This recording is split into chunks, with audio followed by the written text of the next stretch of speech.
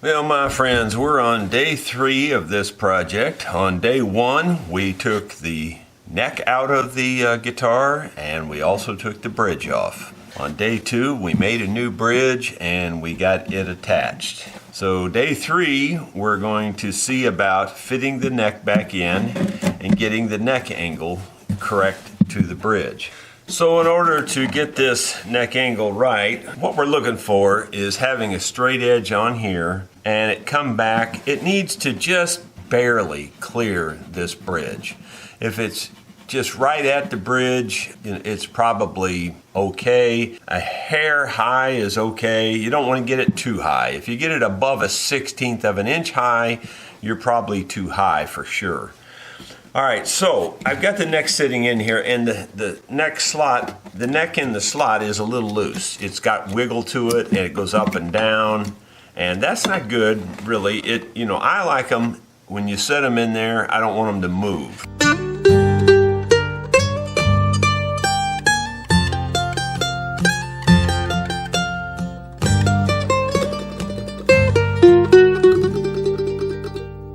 This one moves quite a bit. It's a little bit sloppy, which is probably what allowed it to pull up over the years, or it just pulled up over the years and that's what made the joint sloppy. One of the two or both. And so when I put it in here, I can see that it's touching at the bottom and there's a crack at the top of the joint up here. That automatically tells me that it's probably leaning down already. So when we put this straight edge on here, it's coming really close to the top of the guitar. It's not, to the top of the bridge. It's not quite angled enough, but it's close. It's really close. So we only need a little bit more angle, not very much. We're touching at the bottom and we got a gap up here. So the thing to do would be to take a little bit of that bottom heel off, just a tiny bit. Like the least little shaving is going to change this a lot more than you would imagine, because you got a very short angle here and a very long angle here, and that short angle moving just a tiny bit will tilt this way down. So, you really are talking just micro thin shaving. So let me get a chisel. I'm looking at it and sure enough there's a big glob of glue there. So I'm just going to clean it to bare wood here first. I'm really not going to take any wood off at this point. In fact, I'm going to scrape it a little bit and get glue off of this, because we got the old glue kind of beat it up. The hide glue, once it gets wet like it did, it just kind of bubbles up and sits on the surface a lot. And so I'm just going to rake all the glue off, with trying not to really take any wood off.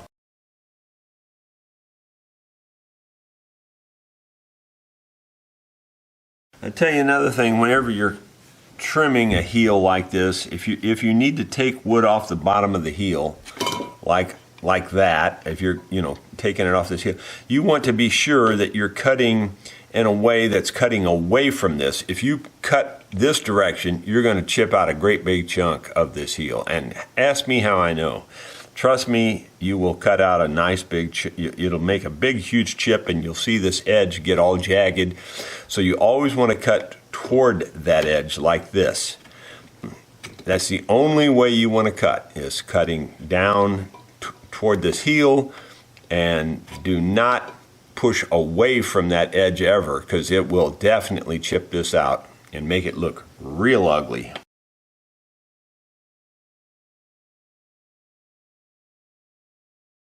Even when you're doing something like I'm doing right now, which I'm just raking the top of the joint here, just raking across it, you want to be sure that the tool doesn't hit this edge. It's so brittle, I can't really explain how brittle it is.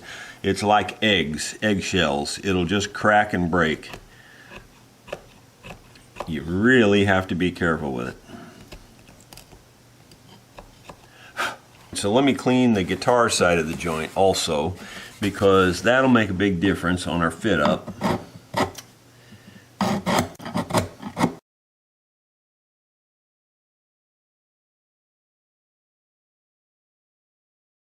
All right, another place that will cause the angle to change is the bottom face of this.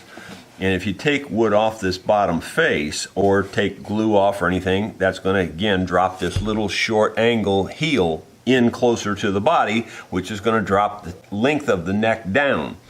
So you have to think about all your geometry, your dynamics here. And you want to be very careful again so that you don't scratch outside the lines and create a problem.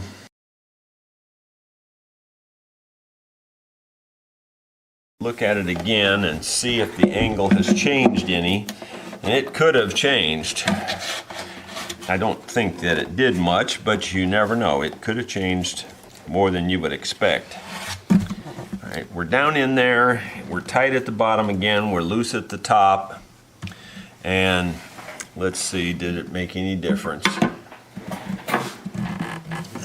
Yeah, it made a difference. It's even closer to going over the top of the bridge than it was. I mean, like, we're really close to being where we want to be. In fact, if I put some pressure on this, I'm sure it's going to make it. Yeah, it's just barely clearing right now. It's good and bad. I wish this joint, if the joint fit really good and tight right now where there was no gap in it, I would know exactly what to do. But the problem is, because maybe you can see it, there's a big crack at the top and it's tight at the bottom. On both sides, it looks the same. Because of that, if you take anything off the bottom, it's just going to open that upper crack up a little bit more, which is not necessarily what you want. Now if I trim the heel, I'm really just making the problem a little bit worse, but that's really what I need to do, is to trim the heel. Let me just double check it here. You almost have to have it where it's setting where the peg head is not touching anything to really check it. And it's very close, but it's not quite there. One more thing that's bothering me about this is I don't feel like I'm getting consistent feedback, consistent results. When I get the neck all the way down in there, I don't know, maybe it's the same. Yeah, it seems like there's a little catch on this that, like, if I don't get, I have to kind of work at it to get it all the way down in there. If I don't get it all the way down in there, it gives me a different result. But when I get it all the way down in there, it seems like it's just a hair low. So, I mean, I need to take a little bit off this heel. So I'm going to go ahead and do that, kind of reluctantly here. Again, as I've told you, you got to cut toward this block. You don't want to cut away from it at all, because I guarantee you'll make a mess out of your side of your neck here. Again, mostly what I'm doing at this point, believe it or not, I'm not really cutting much wood. I'm mostly still kind of cutting off old glue and junk like that.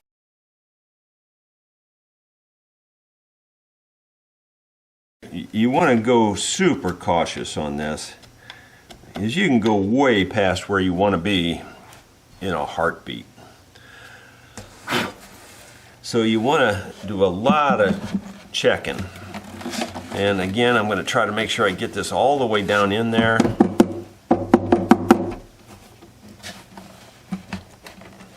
And then we're going to look at it, see if it made any difference yet.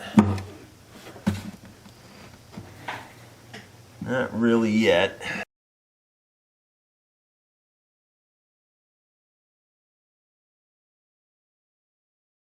The other thing to do is to check and make sure that both sides are equal. Like this side here seems to maybe have a teeny bit more of a crack than this side, which would indicate I need to take a little bit more off of this side. The other thing you want to check is to make sure that the neck angle is still straight to your bridge. You want to check and see that it's kind of hitting the bridge in the same place on both sides. Looks pretty good right now. Looks pretty centered to the holes that are there.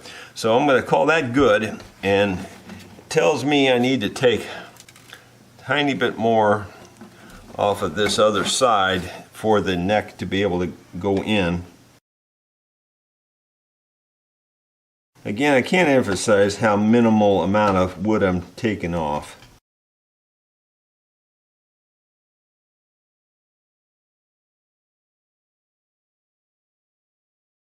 I'm going to sharpen up my chisel a little bit more. It's pretty sharp, but it can always be better. When you're going across that end grain on a heel, you need it to be really sharp.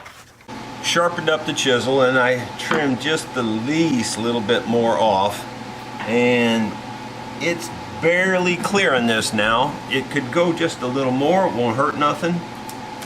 Nut is loose up here, so I'm going to take the nut off before I end up dropping it and losing it somewhere.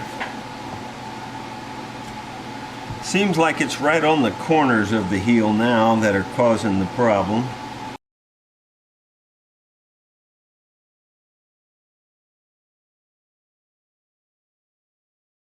I don't know, this one's been the most inconsistent neck fit up that it just, generally the results, you get feedback that makes sense, and I'm not getting feedback that makes 100% sense on this. We'll get there, but it's a slow process.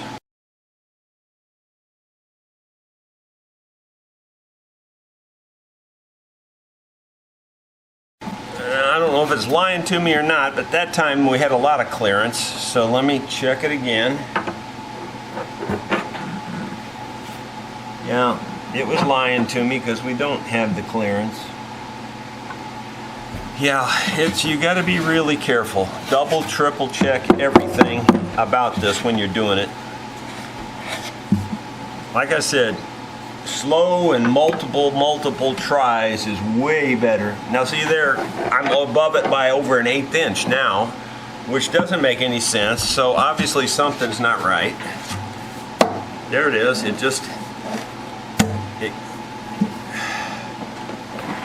I don't know.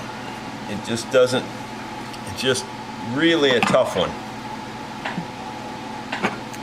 It's really a tough one, it really is. I just don't feel like I'm making the right progress. I'm going to try putting some carbon paper in here. With the fretboard on here, it's a little more difficult. I'm going to give it a shot, it might work, might tell me something. I'm putting on the sides of the heel here to see if they're rubbing anywhere. This will kind of tell me that.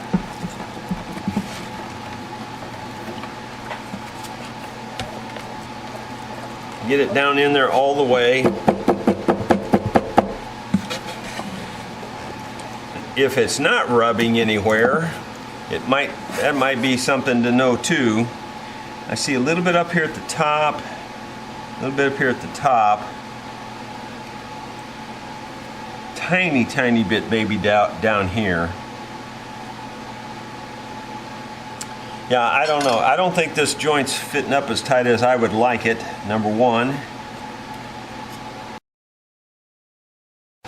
Maybe use the word, it's like a false tight in there. It's tight, but it's tight not in a good way. It's not, I like them to fit like a glove all the way down. And I mean like there's no space anywhere up and down the sides. And I do that with carbon paper when I'm carving them from scratch. And I just remove little tiny bits here and there until I get them perfect all the way down. This one is not like that. It's not like that at all, I don't think.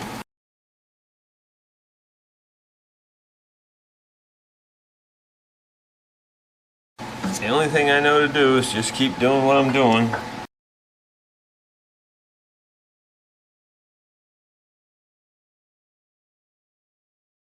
One more aspect of this, as we're cutting this off this heel to drop the neck angle down, you also want to look down it and make sure it's straight down the length, because you don't want it to be a big, super big angle down here, you know. And so when I shave it off down here, I shave it off progressively less, you know, all the way to up, not necessarily to the top, but really close. You know, you start, in other words, you want to keep your angle about the the straight line about the same all the way.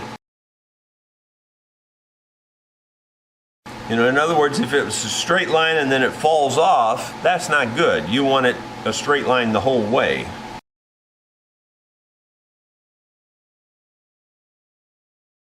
Boy, it hasn't changed much, and that's what's starting to bother me a little bit.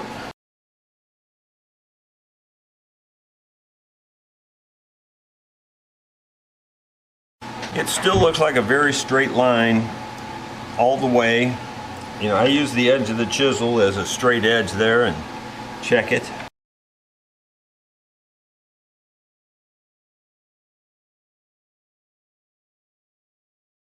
Well, believe it or not, I'm actually killing two birds with one stone. As I tighten this down below, I'm also tightening it up here because it's moving in on the joint, and the crack at the top is not as big as it was, believe it or not. I didn't expect that exactly, but that's what's happening. And I should have expected it, I guess, because it does make sense. You know, that's assuming your heel has room to move in. You know, if it's moving in, well, then it's tightening up everything a little bit. At first, it may not be, but as you take more and more off, we gotta be very close. It really hasn't changed much at all. That's what's really bothered me. It honestly should have changed.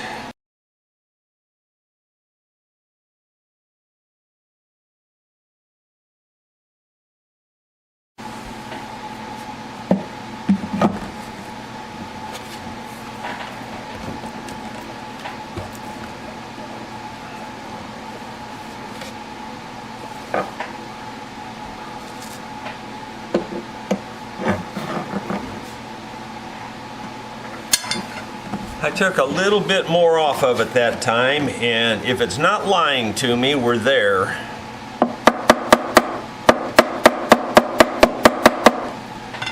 Just trying to make sure it's seated really well. Yep, I think we're there. And in my test where I look down this, it looks just about perfect. Now I'm going to just double check and make sure that it's still in alignment. It should be, but we'll double check. Yeah, I think it's going to be fine because that looks good on that side. Yeah, that looks just about perfect, in fact. Neck joint doesn't feel too bad. It actually feels relatively tight the way I have it here. But I'm a little hesitant that it's that simple, you know, that it's that easy. Yeah, I don't think it's lying to me this time. I think we're right this time. The thing to do, you know, just to be sure, is triple check everything, you know, because you only get really one chance at this. When you glue this in, the ball game is over, you know, you're done. So just triple check it. That's all I can tell you. Because once you get the glue in there and you get the clamps on it, it's pretty much a finished job. It looks perfect right there. I mean, it absolutely looks perfect. It's going over it with probably 40 to 50 thousandths clearance, which is less than 1/16 of an inch, and that's about what you want. I don't know. I'm a little bit hesitant to try to just do it. In fact, I don't think I should. I think there's a problem still. I don't think it's as tight.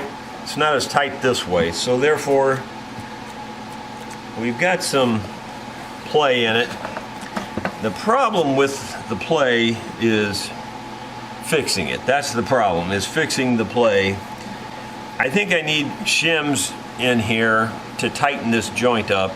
That's gonna not be a fun time. Let me see if I can make some paper thin shims and try them and see how that works. Well, my friends, thanks to my thickness sander, my homemade thickness sander, I was able to make these shims, the shim stock that's down to 25 thousandths of an inch. Well, actually 24.5 there. So we're 25 thousandths thick. That's really thin if you don't know. It's not as thin as a sheet of paper. I'm going to say about 6 to 8 sheets of paper tightly compressed together. That's pretty thin. The trick is, will it help, or is it just going to make a big mess? And the answer is I don't know until we try it. So I'm going to cut them full length here. And the good news is I can cut them with scissors.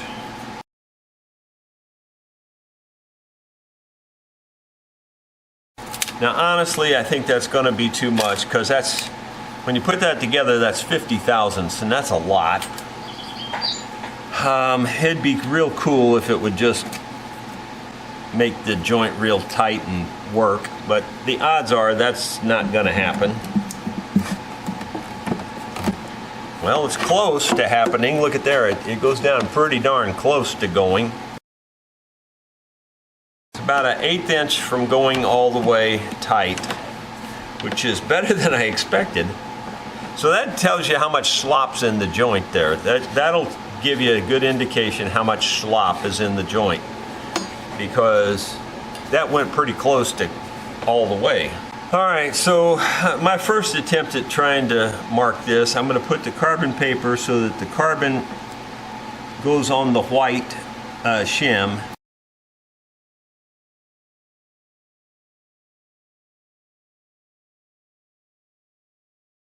Then we'll work it around and try to get it in there as tight as we can. Take this little rubber mallet and just tap it lightly. Sounds worse than it is. Just trying to get it to mark on that white wood the best way I can. And kind of like I suspected, it's you can see the pattern there. It's tight at the top, tight along the back edge, and this one's tight at the top, tight along the back edge, or the inside edge, I guess you'd say. That tells me a lot about what I need to know. So if I clean up this top up here, I have a feeling we're going to be able to get this thing in there.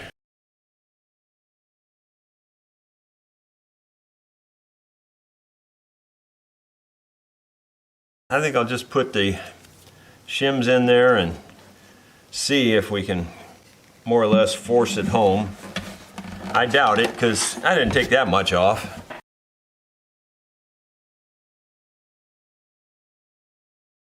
About the same, a little bit closer to going, but not really going. I'm going to start scraping it off the shims at this point. And so I'm going to try to keep these shims in the same orientation that they go in this. These two opposing edges are the bottom of the hole. So I just want to keep that in mind. I'm going to scrape the whole thing, but I'm going to concentrate more on the areas that we're rubbing off.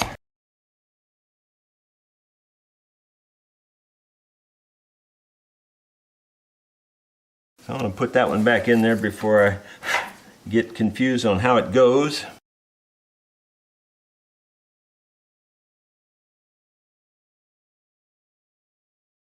That one in before I forget how it goes. Then let's see if we can get the neck in there and make it tighter now.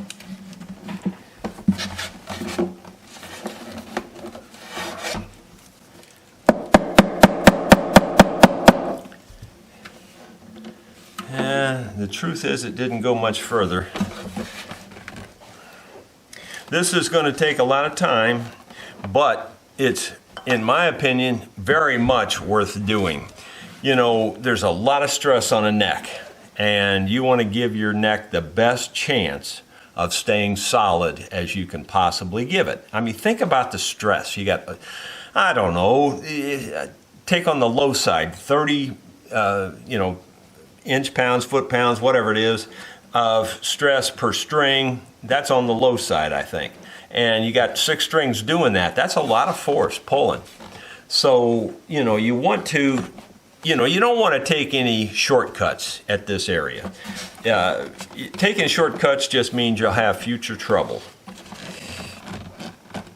And you know, it takes a lot of time and effort, but the thing is, you got to remember, there's no time clock on this. You can just take your time and get it right, you know. And that's what we're doing. All right, I'm going to put the carbon in there again because I don't think I'm going to be able to tell unless I do that. I want the carbon paper to rub off on the white wood. For one thing, you can see it better, but also it's easier to trim these shims than it is to trim the neck.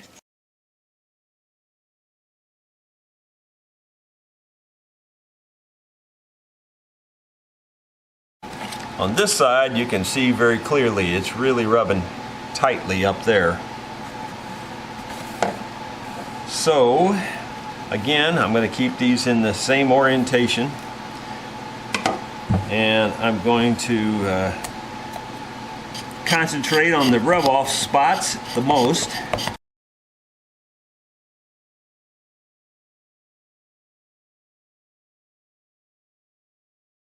Okay, and what I think I'm going to do too, on the opposite side, I'm going to write in here top, and I'm going to say treble, so top treble, TT, and put that there, and I'll put TB on this one, top bass. I usually like to remember things by treble and bass when I'm working on instruments. It's just easier than right or left because you can turn things around, get all confused. Slide it in there dry first and see if we've made any progress. Probably not much.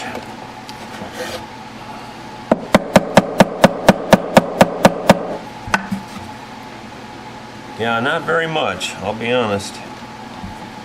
Yeah, well, you guys can see the process. This is going to be a very slow, tedious process. In my opinion, it's worth all the effort. I know a lot of people would hurry up and screw this part up. Just hurry up and get through it. But that's not how I roll. Not when it comes to a neck joint, because you get one shot at it, and you might as well take your best shot. And so I'm going to do this over and over and over. Same thing. I'll show you what it looks like when I think I've got it right. Well, my friends, as I predicted, it took a while to get this where I wanted it. Probably took me at least an hour. And I'm pretty sure we've got it about where we want it. It slides over the top of the bridge here just barely, but it does. It's fairly tight joint. It's not as tight as I would like for it to be, but I can pick up the guitar with it, you can see. So it's pretty good. You know, you always want better. And man, this has been a tough one. It really has. I put shims in there, as you probably saw, and the problem was by the time I got the shims carved down to where they should be, they were so thin, and it just wasn't marking well. Just everything that could go wrong kind of did. But I kind of think I'm at the end of my rope on it. I think that's about as good as I'm going to get the darn thing. You know, like I said, you always want better. At least I do. And I just couldn't get it any better. That's as good as I could get it. So I think I'm going to try to get the glue on it and see what happens. Just for grins, I'm going to scrape the inside of this a little bit more.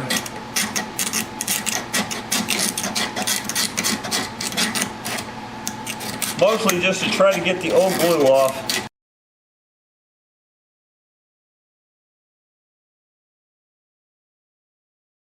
I think there's nothing left to it except to do it, so here we go. So I'm going to get the Tight Bond original glue here, and I'm going to paint it around with the paintbrush, get it on real thin, clean.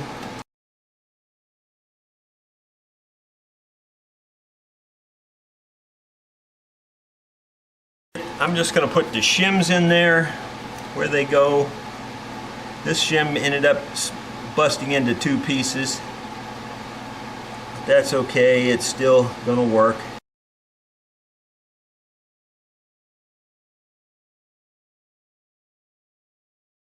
Try to get a little glue on the actual shims themselves. I'll put more on the heel.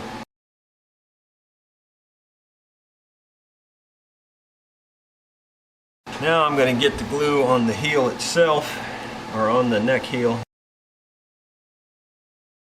And again, on this I'm going to be fairly liberal because I don't want this to, you know, have any bare spots. And then finally we got to get it on this extension.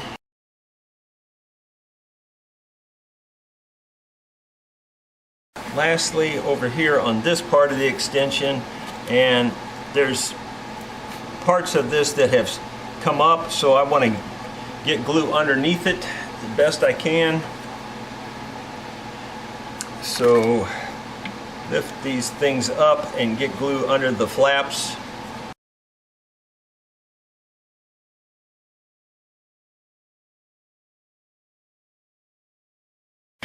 Wish me luck. You might be able to tell I'm putting a band clamp on this. This is to try to help hold that neck in. The neck heel down at the bottom.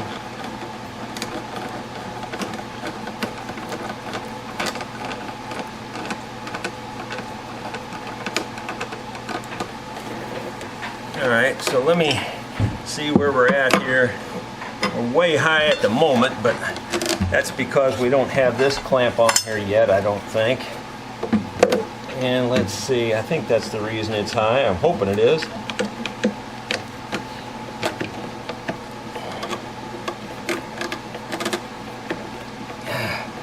Now the only problem with that is now it's going to be difficult to check the angle. So I'm going to take the clamp off temporarily, try to check it again, see if that helped. Yeah, that helped a lot. That might be okay, I don't know. It's just not quite as perfect as you always envision, you know?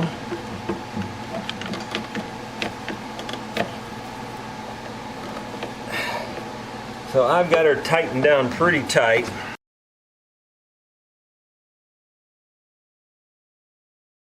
And I'm going to use a couple of 2 or 3 clamps on this.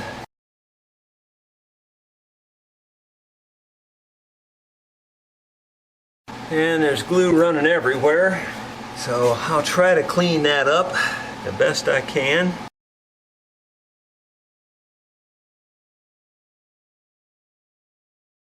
The glue cleanup is very important.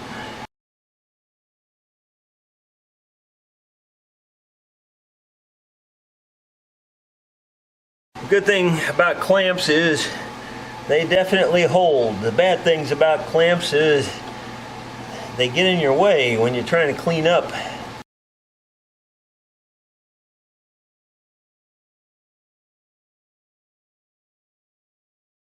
That's looking pretty good. I'm going to take a second and see if I can somehow tell if the neck angle's still good here. I don't know if I can or not, honestly. It's very difficult. It would be very difficult to tell the neck angle now at this point.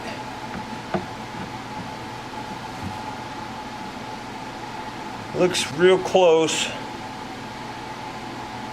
It's definitely not too high. It could be a hair low still. In other words, I mean, it might not be elevated enough off of here yet. It's right on the edge. But man, I don't know what else to do. Yeah, I don't know. Doing everything I can. All right, I'm gonna do some more cleanup.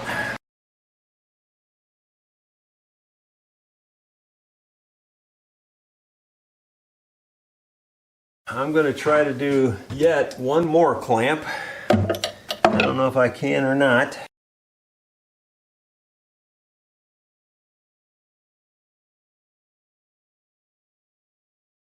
There we go. We got her tightened up. And more glue squeeze out, which is exactly what I expected.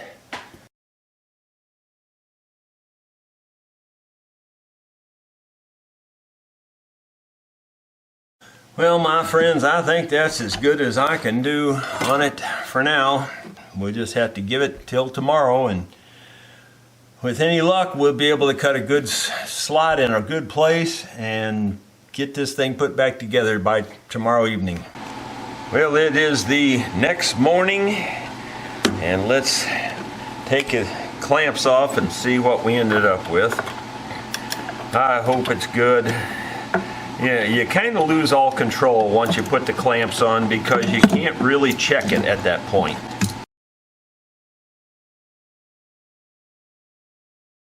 Well, at least it's stuck. That part I was pretty sure of. Okay, are we in the ballpark? Are we in the ballpark? That's the question. Will this go over this, or is it going to stop on it? I have a feeling it's going to stop on it. It stopped. Ah!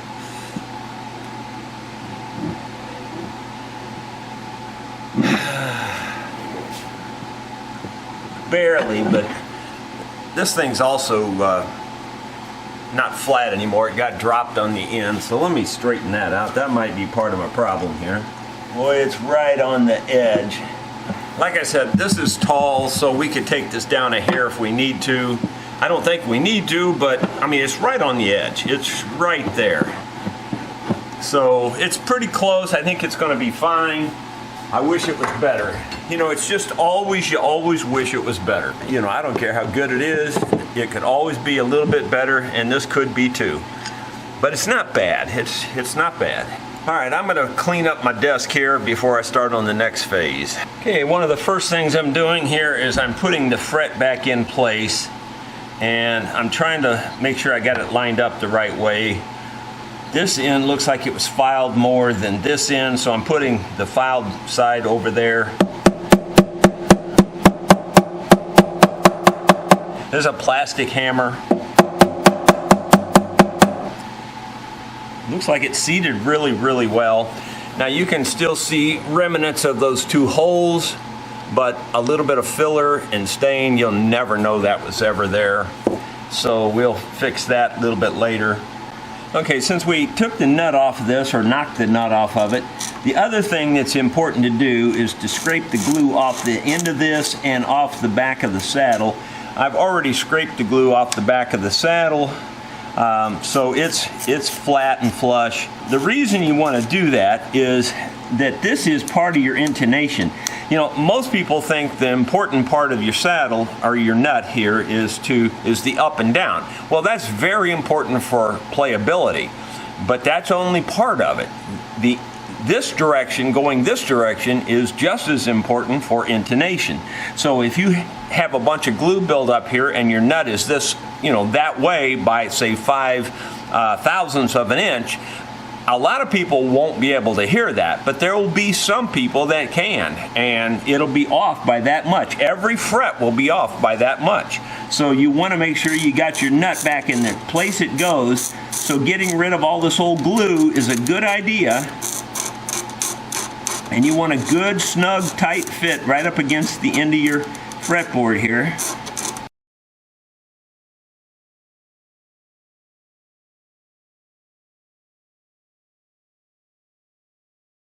All right, that looks like that's going to work. That looks nice and snug and tight. What I'll do is I'll just use a drop of this canopy glue. Just any average glue will be fine on this. The canopy glue is good for gluing plastic to wood, so it's perfect for this application. You don't need very much, just a little bit here and there. I got more than I need for sure. The key then now is to make sure your ends are right. You make sure you hold it against there really good. And in my case, I can take and clean this up with water because the canopy glue is water soluble. The canopy glue sets up pretty quick too, so you know you don't have to wait too long for it to get sticky. This guitar is on the edge of needing a total fret job also. The frets have been filed quite a bit. It's going to be fine. I mean, the way it is. I'm not trying to make the world's finest, you know, 0018 right now. That would take a lot of extra work. I am going to lightly level and recrown the frets, but that's all I'm going to do for now. And right here you can see there's a little bit of a rock where we took that fret out, which is to be expected because now we have the angle down like this. And so there has to be, you know, it bends right here. So there's going to be a rock right there. If there's no rock right there on any guitar, then most likely you have a wrong neck angle. I mean, that's not a given, that's not a black and white, but often if there's no rock right here at the joint, then your neck angle is probably too flat.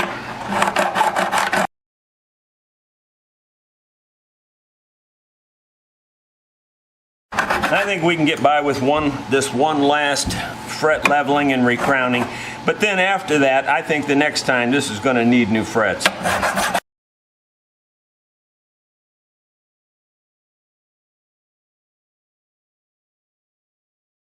This fretboard seems to be pretty flat. There's not much of a radius to it.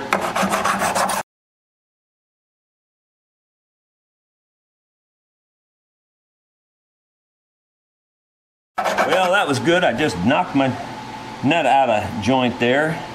That's okay, it'll be fine.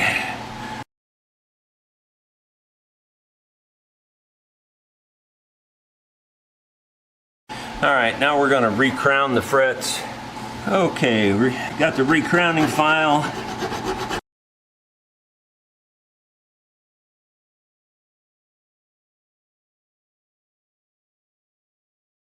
That's a good rough fret job there, and it'll serve the purpose and do a good job, make it play good. Now I'm going to get some sandpaper. I'm going to sand the frets this direction. That'll round them off some more, but this fretboard needs to be scraped anyway, so sanding them this way is perfect opportunity. Okay, the reason I do what I do is because this is 3 times faster.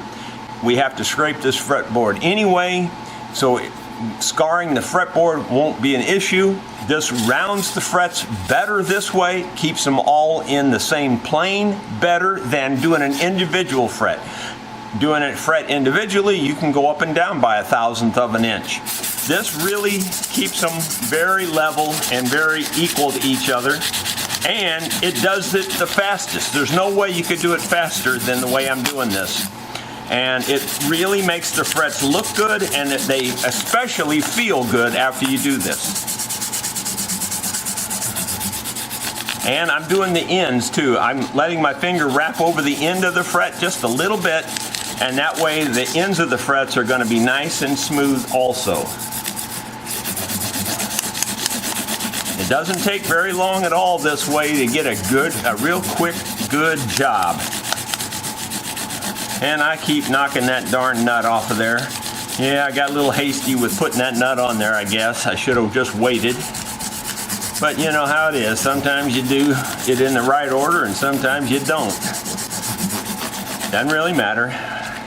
Not a big deal, either way.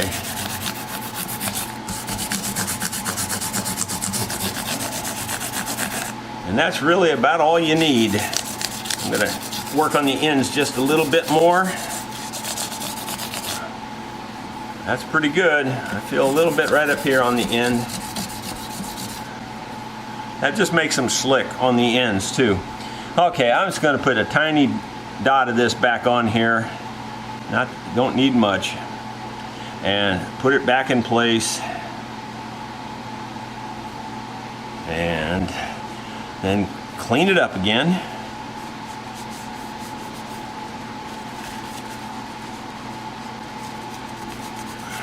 And this time it should stay, because I think I'm basically done.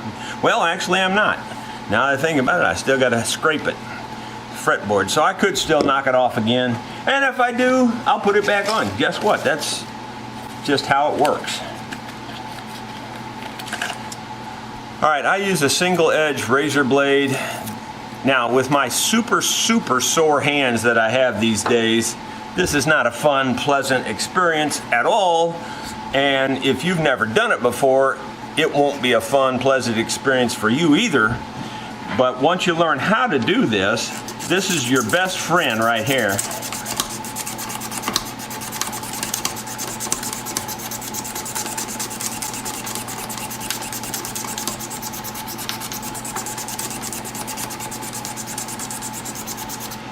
This fretboard is really worn from fingernails over the years. Really, really, really worn.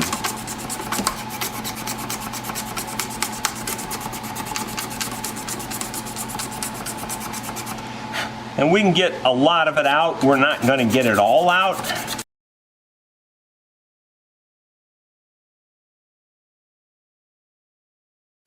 These first two frets have been scraped. You can possibly see a difference, though that the first two frets were the deepest ones.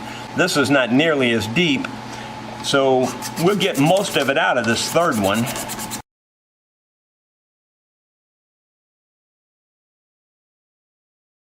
You know, we got a lot of it out of these first two, but you'll never get it all out of these first two. They're really deep. And yes, you could fill them, but in my experience, the filler almost looks worse than the natural wear. The moral of the story is cut your dadgum fingernails, because that's what causes the grooves. It's your fingernails biting into the wood over years and years and years.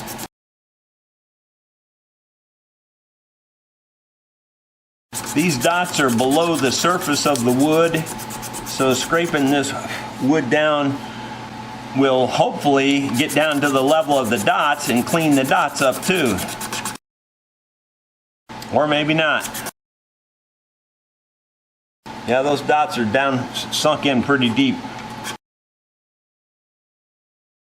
This really does hurt my hands a lot. It really hurts a lot. It's just, you gotta do what you gotta do.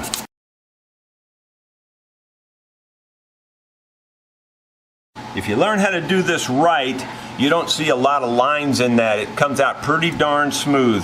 Not perfect, but you can minimize what you see there a lot once you learn the technique.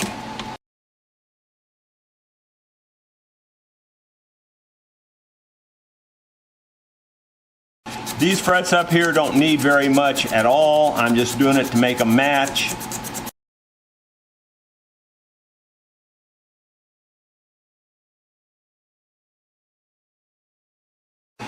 Alright, once you get that done, you're not finished. Then the next thing you do is you take your end of your razor blade and you go along, right along like the nut here, clean that up because there's stuff gets stuffed up in there. Then you go along every fret. I'm going to turn the guitar around. I like to pull it towards me, so I'll clean the other side of the frets after I turn the guitar around. But this scrapes out the stuff that builds up right against the fret. And if you do it right, you won't really see any problem. Of course, you can make a scratch across your fretboard if you don't do it right.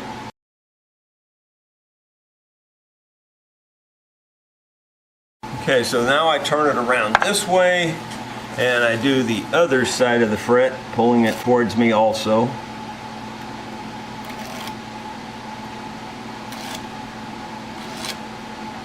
That's just my technique. Your technique might vary.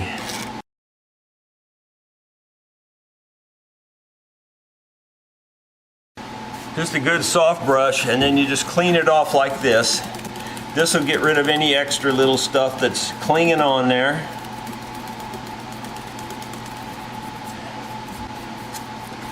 Then the last step is either Be Good oil or linseed oil. Linseed oil is perfectly fine. In fact, it's good. Now, you would want to use boiled linseed oil.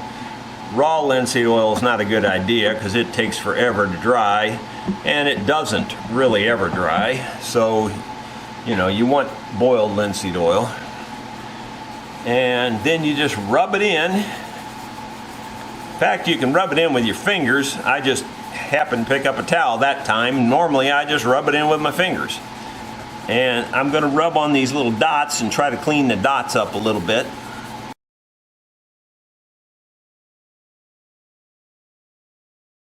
And once you rub in the oil like that, then what I do is take a clean dry towel and just get it all back off.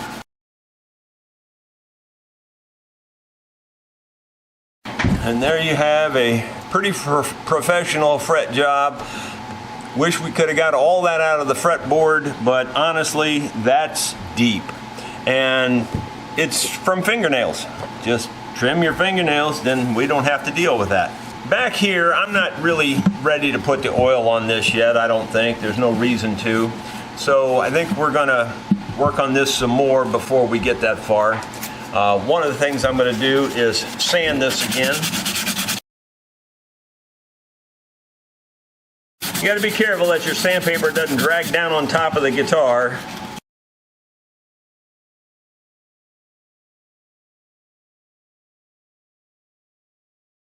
Okay, that looks pretty good. Then another thing I'm gonna do is get some clean warm water, and I'm gonna wash this area where the glue, you know, like I cleaned it up, but there's always a little bit of very light glue film residue. So I just got warm water on the corner of this clean towel, and then I'm just wiping around everywhere where we, you know, pretty much the whole top, just wipe it off, because, you know, a little bit of glue residue, you can see it a little bit in the, if you hold it at the right angle. It's just watered down glue. It's a little bit cloudy. But if you clean it off like this, then you don't see any trace of it. And you can see how dirty the top is there anyway. Pretty dirty. So it's worth doing. This is an old guitar. And now I'm taking a totally dry towel and kind of buffing the surface. These blue shop towels are, in my opinion, the very best thing you can do for your finish of your guitar. Now don't get the quilted ones, be sure you get the ones that are like this, that don't have any quilting in them. These things work great. I absolutely love these things for buffing out instruments, buffing, you know, if you put polish on here, they're perfect for buffing that. So they're just great for this purpose. Now you can see there how nice the finish looks. They're just perfect. Okay, so I still don't think I need to put any finish on this yet because we got a lot of work to do. Before I forget it, I might as well go ahead and fill these two little holes right here. And you probably think I'm nuts, but I'm just going to use this white filler to fill it. It seems kind of crazy, kind of counterintuitive, but it works. So the only thing is, if it might be too dry, it's still damp down in there, but it's not very good. I'll just get a little bit of this out, and what I'm going to do, and of course I'm going to get my close-up glasses on. You don't need very much, obviously. And just going to force it down in the crack there.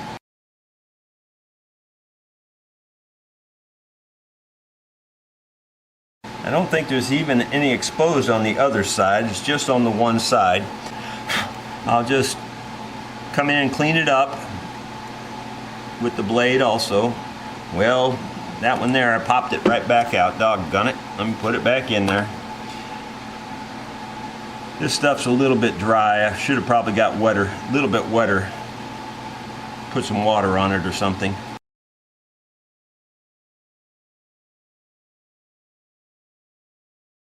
I'll just take this dry towel, rub it over this a little bit just to get rid of any extra residue there. And you can see what it looks like there. You can see the two little white spots. Dark brown leather dye. And you just barely need any, so I'm just going to put it, just what's on the cap here is way more than I need. So I just dip the tip of the brush in that, just spin it around a little bit. And then come right here and hit that.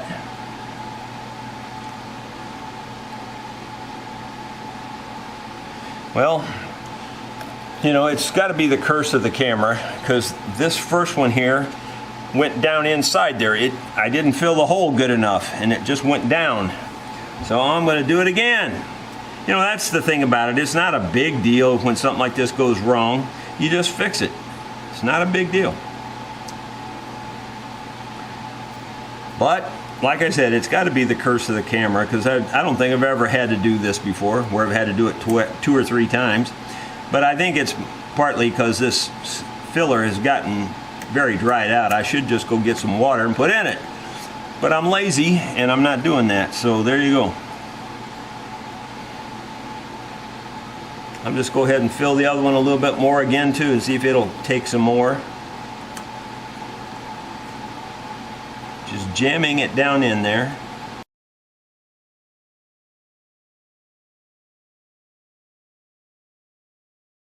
Now we'll take the brush yet again, just the least little amount of this on the very end of the brush there is more than you need.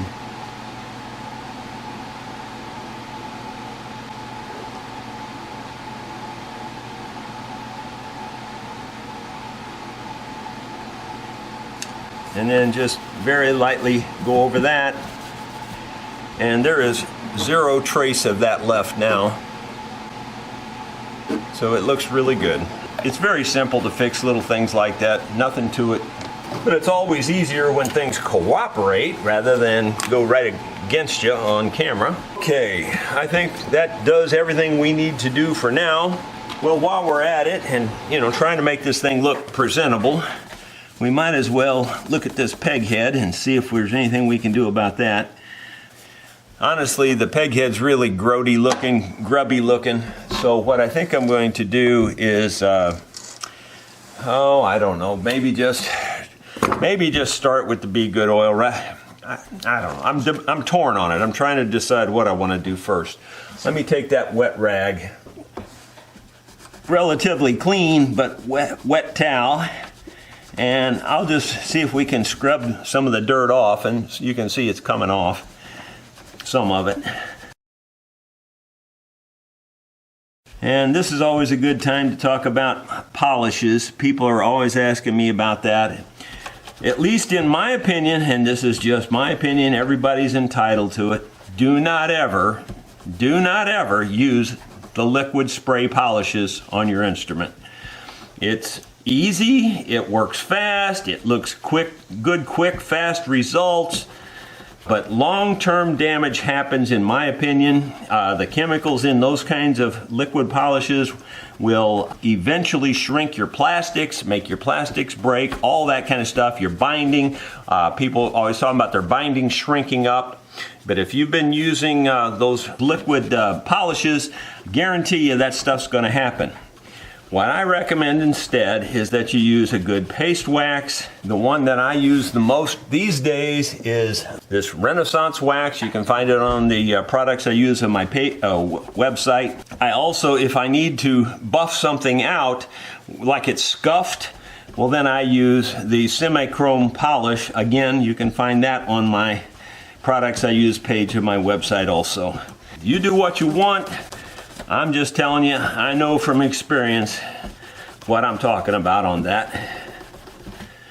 Well, that didn't clean up really well. In fact, this would be a real good candidate for the semi-chrome polish. So put my money where my mouth is and I'll show you that it does work. Most of the time, if you buy just one of those little tubes of semi-chrome polish, it'll last you most of your life. I don't know, I think I was gifted this, or maybe I bought it off the internet, I don't remember. But anyway, I got this large tub, way more than I'll ever use in my whole lifetime. So you only need a little bit of this stuff. It goes a long way. It's best to use it on a damp towel, like here's a damp spot. So we're just gonna, just a tiny bit, you don't need much at all, and even that's too much, just a little bit. And then you just put it on here and you buff it like this.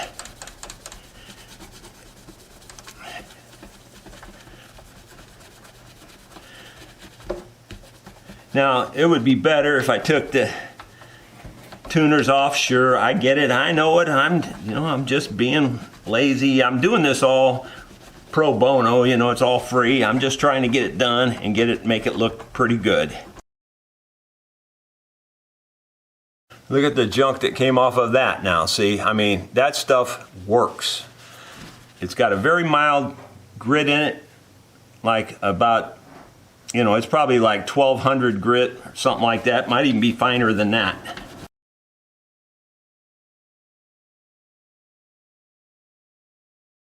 I think that's pretty good. I may have to do that again if it didn't turn out as good as I think. We'll just buff it all off now with just a dry towel.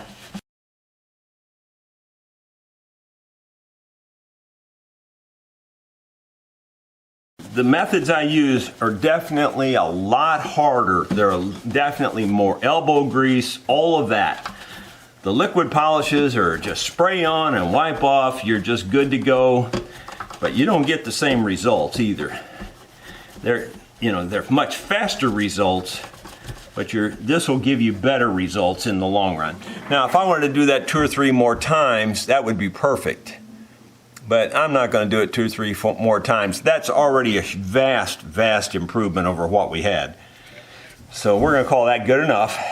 Now, I tell you, I see something that's bothering me about this Peghead, is that this ferrule here is lifted and it looks like it's frozen. The whole ferrule's frozen to the post. When you spin this, the whole ferrule's turning. So is this one. So is this one. So is that one. So is that one. So is that one. That ain't good. I have never, in all the 40 years I've done this, I've never ever seen that. Where all of these ferrules are rust welded to these posts, every one of them. And when you spin this, the whole ferrule is spinning. I have never seen that before. Wouldn't you know, I'd have to retire for 2 years to see the last thing I've never seen.